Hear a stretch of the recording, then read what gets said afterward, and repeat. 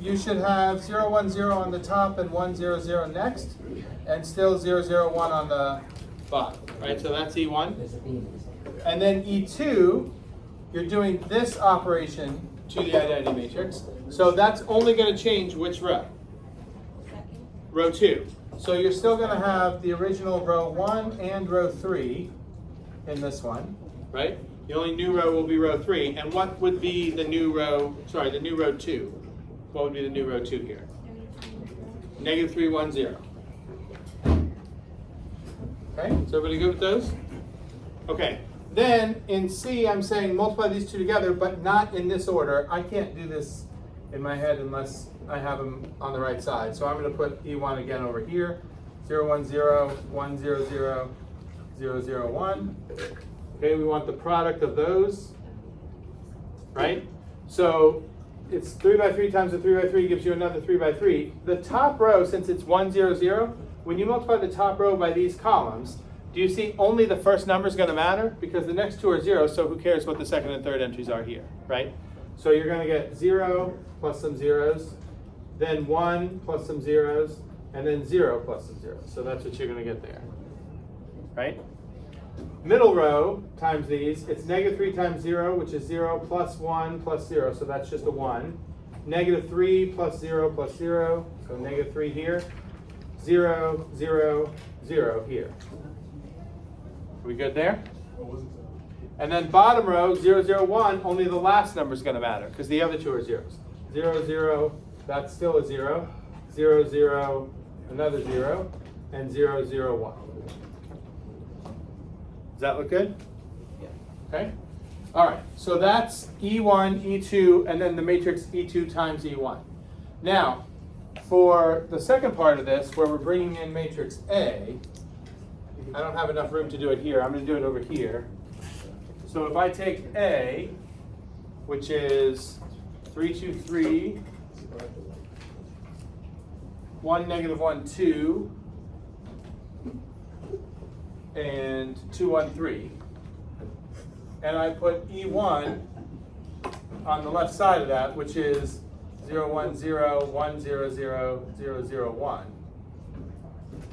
Okay, when you multiply these matrices together, the first row is going to be 0, 1, 0, so 1, 0, negative 1, 0, and 0, 2, 0. So I get this, right?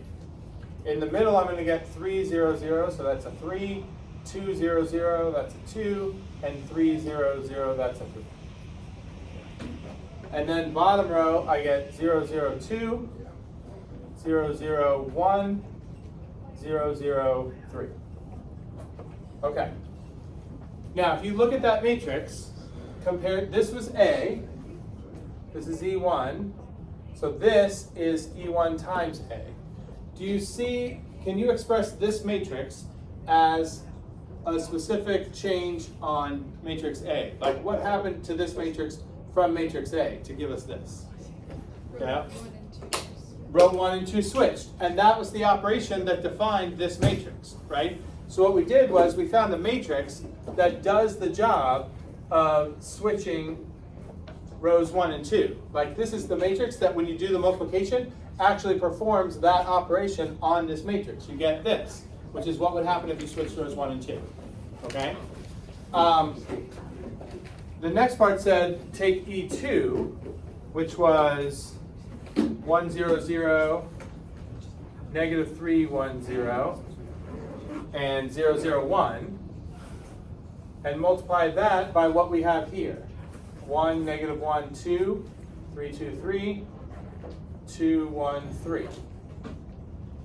Okay? This matrix is supposed to do the operation negative 3 times row 1 plus row 2, becoming the new row 2. So if the same thing should happen here, like if I'm going to multiply this matrix by this and it should perform that operation, then the only change over here should be in which row? Comparing this matrix that I'm performing the operation on to what I get, I should only see a change in which row here for my answer matrix? row 2, because this operation only changes row 2. Okay? Do you see if you carry out the multiplication, this row times these guys is going to give me 1 and zeros, -1 and 2 zeros, 2 and 2 zeros. So it doesn't change row 1. I'm going to skip down to row 3. 0, 0, 1 times these is going to ignore these and keep the 2, ignore these and keep the 1, and ignore these and keep the 3. So it didn't do anything to row 1 or row 3. Right? This is supposed to be new, and it's supposed to be new in this way. Take what's in row 1, multiply it by -3, add it to row 2, those should be the answers I get here. Well, look what this multiplication does. -3 times what's in row 1, 1, so -3, plus the 3 that's already here, gives me a 0 there. Right? It's -3 plus 3 plus 0.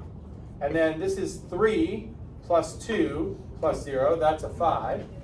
And this is -6 plus 3 plus 0, that's -3. So again, what I got when I multiplied this matrix by this is I got a matrix that had that operation performed on this to give me this.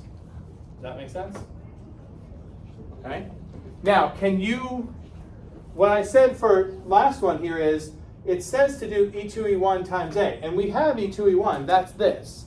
But instead of actually going through the multiplication here and doing this on A, can you see from what you've already done, what should that answer come out to?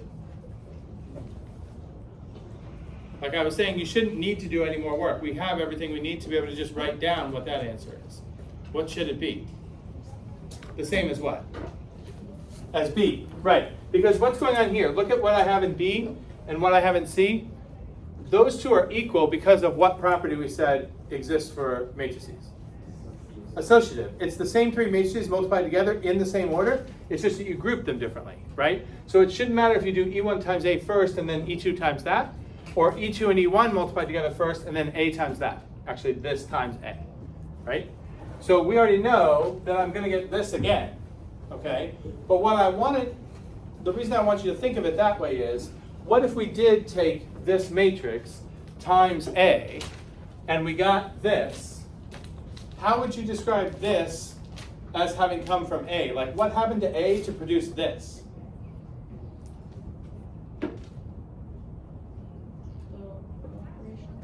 Both, and in which order? Right, it's in the order of, like, E1 got performed on A first because it's closer to A.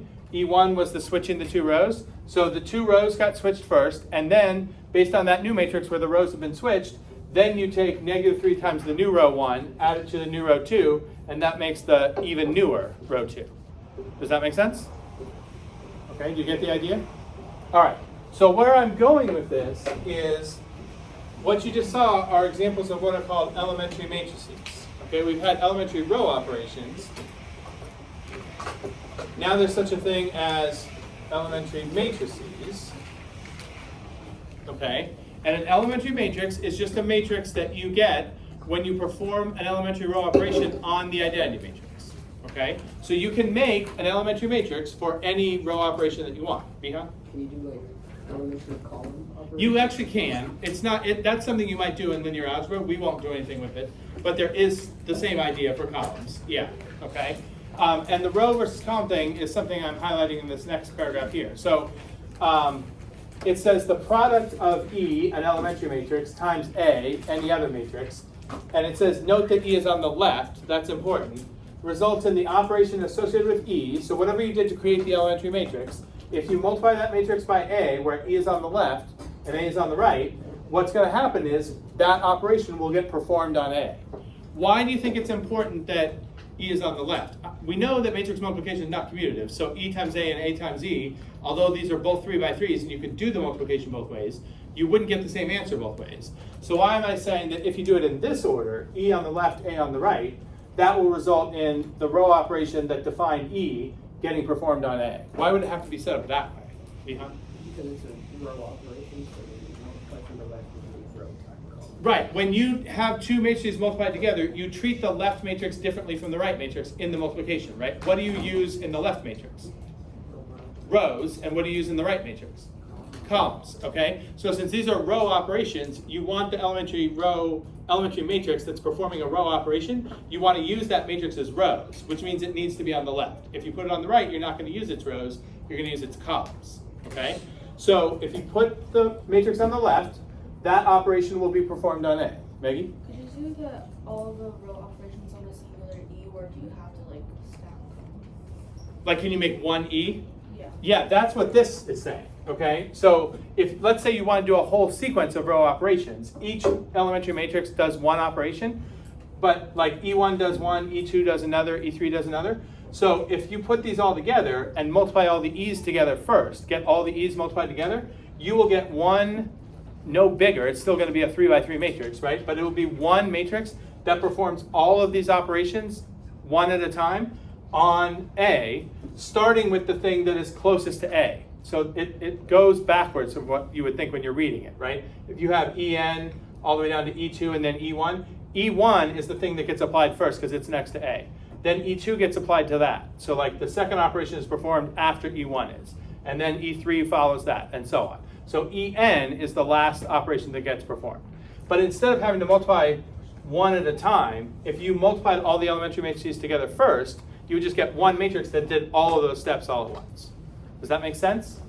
Okay? Just like what we did in the little mini example here, if I multiplied E1 and E2 together first, and then did this, if I did E2 times E1 in that order, and then took that matrix and multiplied by this, it would first flip the two rows, and then do this operation on the matrix after the rows have been flipped. You follow that? Okay? Now, the reason I'm showing you this, the idea, we're not going to do that much with elementary matrices themselves. I just want you to know that they exist, and they help to explain the procedure that we're about to use for finding the inverse of a matrix that's bigger than 2 by 2. There's a procedure that's going to look kind of like it just magically works, and I think it helps to understand like why what we're doing gives you the inverse that we're looking for if you understand this concept of what elementary matrices are, even though we won't need to use the elementary matrices in practice when we're finding the inverse. Okay? All right, so we're going to go back to that same matrix I had in the warm-up, matrix A, and we're going to find the inverse of this matrix. Okay, and I'll show you what the procedure is. This is a procedure you should use if you need to find the inverse of any matrix that's bigger than 2 by 2. Okay? Now, do you remember, inverses only exist for what kind of matrices? They have to be square, okay? So you can't say find the inverse of this 3 by 4 matrix, okay? And if it's 2 by 2, you would not do this because we have that shortcut for the 2 by 2s, right? Take out 1 over the determinant and then switch A and D and negate B and C. That's great, it's quick and easy to do, but it only works for 2 by 2s. And there's not like a version of that that's just as quick and easy if you have a matrix that's bigger than 2 by 2, okay? So this technique that I'm going to show you now will do on the 3 by 3s, but if I had a 4 by 4 or a 5 by 5, this same technique would work just as well as it does for the 3 by 3s, okay? All right, the first thing we'll want to do, unless you're told directly that the inverse exists, this is a fairly involved process, and you don't want to get so far down the road and looking for the inverse only to discover that the inverse itself doesn't actually exist. So how would we know going in that the thing we're looking to find is actually there? Find the determinant. Okay, now I'm going to save you some work. We've done a bunch of determinants, so I'm going to save you some work here and show you that the determinant of this matrix comes out to -4. And would you all agree if the determinant is -4, we're going to have an inverse? Because you only have to watch out for what? 0. If the determinant is 0, there's no inverse. Okay? All right, so the inverse exists. Here's the procedure that we're going to do. It's called augmenting a matrix. You take the matrix you're starting with and you add additional columns. You've seen an example of augmenting already. When we solved systems, we augmented the coefficient matrix by adding like 1 extra column, which was the numbers that followed the equal signs, right? And we, instead of representing the system as a matrix equation where you had coefficient matrix times variable matrix equals answer matrix, we just put the whole thing together in one 3 by 4 matrix, okay? Now what you're going to do is attach onto the end of the matrix the identity matrix of the same size. So if it's a 3 by 3 matrix that you're finding the inverse of, you attach the I3 matrix to the end. So we're going to add 3 additional columns because we have a 3 by 3 matrix. If I was finding the inverse of a 4 by 4, I'd add the 4x4 version of the identity matrix, and my 4x4 matrix would become a 4x8. This 3x3 became a 3x6. Are we okay with that for the first step? Okay, so this, you always do this first, and then what we're going to do is row operations from this point on this entire matrix. Think of this as one 3x6 matrix, and we're going to do row operations on this, just like we were doing row operations on the 3x4 when we were solving systems. Okay? The one difference when we're doing row operations to find an inverse is we have to put this matrix into reduced row echelon form. Do you remember on the very first day I was doing operations with you, I showed you there's row echelon form and there's reduced row echelon form. And reduced row echelon form usually needs more steps because there's more requirements for reduced row echelon form than there are for row echelon form. For row echelon form, all we needed was under the pivots, which right now would be 3, -1, and 3. You needed zeros under there, okay? It was convenient if the pivots were 1, but that wasn't required. All we had to have was zeros under the pivots. Do you remember what the extra requirements are if we have to go all the way to reduced row echelon form? Because that's what we're going to need to do now. The pivots have to be 1 now. You don't have a choice. And there's one other requirement. The what? They have to be we don't have very much freedom at all with what they have to be. So you have to have 1s on the pivots. You already had to have zeros under the pivots. And above the pivots, you also need zeros, okay? So basically what you're going to do is turn the A part of this matrix, what was A, gets turned into the identity matrix. Because if you have 1s here and you have zeros both below and above, that part's going to look like I. It's going to look like this does right now, right? But since you're doing row operations, when you change this, you're changing the rest of the row too. So as this gets closer to looking like I, this is going to look less like I, right? And the idea is when this gets all the way into I, when you're actually in full reduced row echelon form, and this is I, what's over here that started out as I is A inverse, okay? And that's the thing that just sort of seems like magic, like why is that happening? But if you think about this part as like we're building a series of elementary matrices, we're starting with the identity matrix. So when I do the first operation, I'm creating like E1. And then I'm going to do another operation on E1, and that creates like E2, E1, right? And we just, whatever operations we're doing, we keep building them into here so that at the end we get the product of all the matrices that you'd have to multiply together to end up with the identity matrix when you multiply it by this. And that by definition is what the inverse of A is, okay? So do you see like the general plan here? Okay, so tell me what you think, if we're trying to get this in reduced row echelon form, what would be the first place to look? Like what's the first thing to focus on? Switch rows 1 and 2 because we want a 1 in this pivot. And right now it's a 3, and there's an easy way to get a 1 by switching row 1 and 2. Good. Okay, so when I switch rows 1 and 2, I get this. What's the next thing to focus on? The pivot is what we want. Where do we go next, Ria? Why do you want to do that? Oh, to put another 1 in there? Yeah. That's not a bad idea, but there's something else I should be focused on before I get to pivot number 2. Remember when this also happened in row echelon form. What did we look at after we chose what we wanted the pivot to be for the first pivot, but before we looked at what the second pivot was? We want the zeros under the pivot. You want to fix column by column in that order.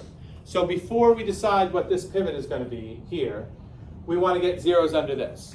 Because if you fix this pivot and then you get zeros here, that's probably going to undo the work of making the pivot whatever you wanted here, okay? So, and the way to get the zeros is always to do that third operation, multiple of a row added to another row, and you always take multiples of the pivot row added to the rows where you want the zeros. So I'm going to take 2 different multiples of row 1 to get zeros here, right? Which 2 multiples of row 1 do I want? -3 times row 1 will be added to row 2, and -2 times row 1 will be added to row 3, okay? So these are the 2 operations. Seem right? Okay, so this is going to produce a new matrix. Which row will still be the same as what it was? Row 1, because neither of those operations changes row 1. But there's a new row 2 and a new row 3, both of which will start with a 0 by design. Everyone good with that? Okay, so if I follow these operations, I will get these 2 new rows. I'm going to try to save you a little bit of the annoying arithmetic now because you'll have to do this on your own on the homework. Your own fun is coming. Sorry if I'm depriving you of some fun here. I don't think this particular process would make anybody's like top 10 favorite math activities that they've ever done. Okay? All right, we're like a third of the way done. Does this make sense? Like this column is fixed, but we have to do the same thing for the next two columns. Okay? Okay. All right, so here's where we are now. What's the next thing to focus on? Getting a 1, and where do we want the next one?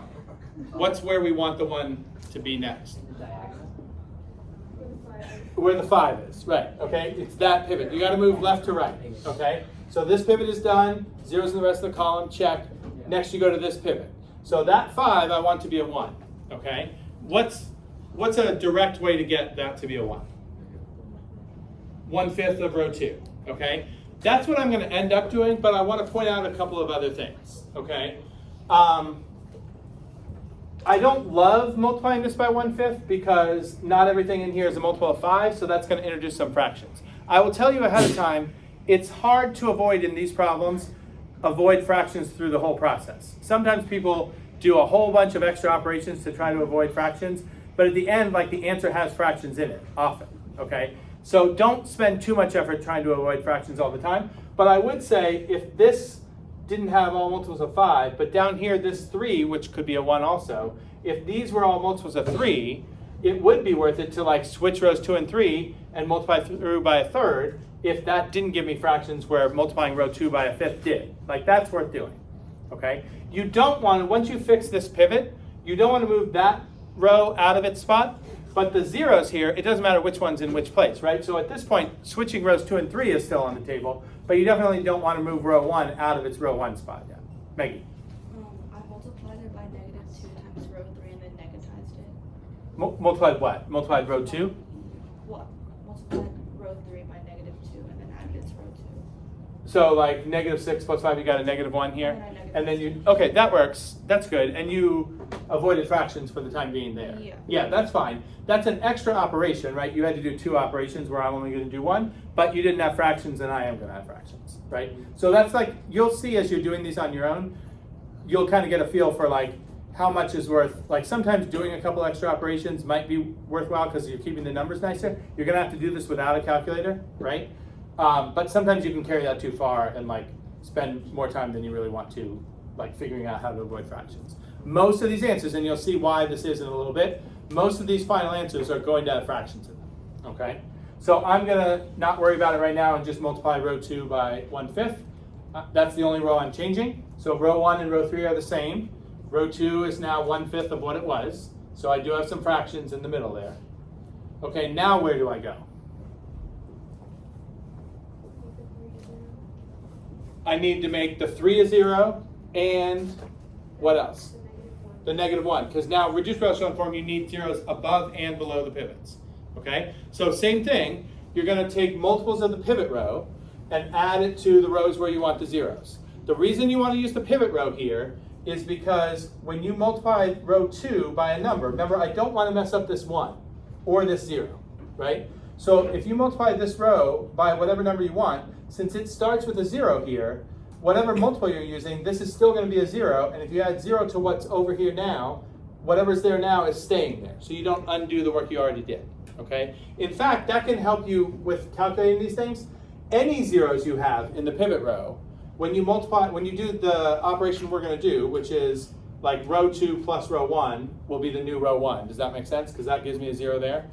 So whatever multiple of this row I add to this, any zeros in this row, so in this case it's the first one and the last one, those tell you that the numbers that are in the row you're about to change are not going to change in the places where those zeros are, right? Because you're going to take like some multiple here times 0, it's still going to be a 0. 0 plus what was there is whatever was there, okay? What's the multiple I need to add of row 2 to get a 0 here where the 3 is? -3, okay. All right. Okay, so here's my new row 1 and 3, and you can see now I've got fractions all over the place. because I'm taking a multiple of the row that had the fifths in it, right? So bad news is it looks pretty ugly at this point. Good news is we're 2/3 of the way home, okay? First two columns are the way we want. We just have to fix the last column now, okay? What would be the first thing to fix in the last column? Where? Which row? Row 3. Row 3. You want to fix the pivot first. So the number that's in the pivot spot right now, the last pivot, is what value? 4/5, right? This is the last pivot. So we need that to be a 1. So we're going to multiply row 3 by 5/4 to make that a 1. If we multiply by 5/4, since these are all fifths and we multiply by 5/4, all the 5s are going to cancel, but we're going to exchange fractions of fifths for fractions of fourths, right? Okay, here's what we started with. 5/4 times row 3 is the new row 3. Rows 1 and 2 stay the same. So now I'm going to have 0, 0, 1, and then what over here? What are these three? -3/4 and -1/4. And 5/4. 5/4. Good. Okay? All right, one more step. It's a double step, right? But it's one more step to get this in reduced row echelon form. We just need zeros above this pivot, right? There's nothing under this pivot. So we need zeros here. What multiple of row 3 am I going to add to row 1? 3/5. Row 1. 5/7. Not 5/7. Not 7/5. 2/5. Not 2/5. Negative -7/5. We need a 0 there, right? So if you have a 1 here, -7/5 plus 7/5 is going to give me a 0. So -7/5 of row 3 gets added to row 1. What gets added to row 2? 3/5. Okay, so those are your two operations. Now, even though these are messy, you get some help here, right? These two leading zeros, since these are zeros and we're multiplying row 3 by these numbers, these zeros say these numbers and these numbers are going to stay, right? And then these are going to be 0 by design. That's why you pick those multiples. So you really only have to figure out these, right? Again, I'll save you the annoying fraction arithmetic here. This is what you end up with. So you see, you still have fractions. We're done now. This is in reduced row echelon form. This is the identity matrix. And therefore this, which used to be the identity matrix, that's the inverse of the matrix we were looking for. And you can see there's fractions all over there. Now, if you look closely, do you notice something about the fractions? They're all fourths. That's not an accident. Why do you think the answer here would come out to a bunch of fourths? Where have we seen 4 in this problem? The determinant was actually -4, okay? Do you remember when we did the 2 by 2 shortcut, the scalar out in front of the inverse is 1 over the determinant. So if we factor out 1 over the determinant here, pull out a -1/4, all the stuff in there will be integers, okay? And that will always happen, okay? If you know what the determinant is, and you pull out a scalar of 1 over the determinant from the inverse answer, if you started with integers in the original matrix, if you didn't have any fractions to start with, and you've pulled out a scalar of 1 over the determinant, you're going to have only integers in the answer. Okay, so I'll show you, I rewrote this. So there's the inverse, but if I pull out the scalar of -1/4, because the determinant was -4, I get only integers left inside. Now, that doesn't mean this is, like this -1/4 is still part of the inverse, right? Like that's the actual inverse matrix, but you can write it like that if you want to, okay? Okay, so that's a second reason why knowing the determinant of the matrix that you're trying to find the inverse of is helpful. The first and by far most important reason why you would want to know the determinant is to know that this thing exists, right? Because if you don't check for that first, unless I tell you, like I will tell you on the homework, I have 3 problems for you to do this with, and all 3 of them are non-singular matrices. Like they all have inverses, okay? If you didn't know that, it would definitely be worthwhile finding the determinant to make sure that it's worth going through this process, okay? Because otherwise, if you just start going through it not knowing if the inverse exists or not, what's going to happen is at some point when you try to get this into reduced row echelon form, something will go wrong here. Most likely, one of these pivots will end up being a 0, and once it's a 0, you can't get it back to not being a 0, okay? But you don't, like, all the effort you went to get to that point would be wasted, because if you checked to see what the determinant was first and got the determinant as 0, you would already know that no inverse existed, okay? But the second thing is, because of this idea that the scalar in front is 1 over the determinant, if you know what the determinant is, you have an idea of how messy are these fractions going to end up being. Like, you're going to see the determinant showing up in the denominators here, right?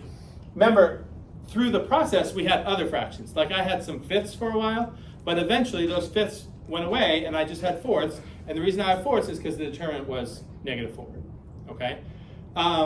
So with that in mind, what do you think would be the most convenient determinant value if you're looking for a matrix's inverse? 1 is the best. Now, somebody earlier said 0 is the best. Okay, I can't argue with that. Like, if it's 0, then there's no work to do at all. But assuming you have work to do, 1 is the best. What's the second best? There's something better than 2. -1. -1 would be basically just as good as 1, right? And then, like, it kind of goes up from there, right? Like, 2 and -2 are not that bad. The bigger the determinant, the messier the things are going to end up being, okay? When I first made this homework, I was not thinking about that, and I just made up random matrices. It was like, find the inverse of these 3, and I wasn't careful about what the determinant was. It's actually hard to have a determinant in mind and make a matrix with that determinant. That's like not that easy to do. So the first time I had I think I had like a 37 in there or something like that. And so the fractions were like the best they got at the end was over 37, and they were like even uglier on the way in. But then I realized that that was not nice. So I've revised this. So these problems here, I don't think there's any matrix that has a determinant whose absolute value is more than 3. I think there's some combination of 1s and 2s and 3s in here. Okay? So you might get a little bit uglier fractions on, like, as you're going through the process, but the end results are not going to be anything worse than like thirds. One more. I'm not very good at talking and counting at the same time.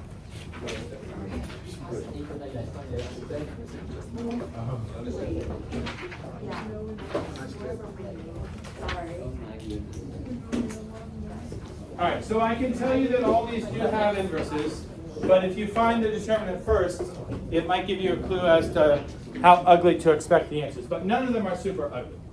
Okay, I'm pretty sure at least one of them, the answers are all integers.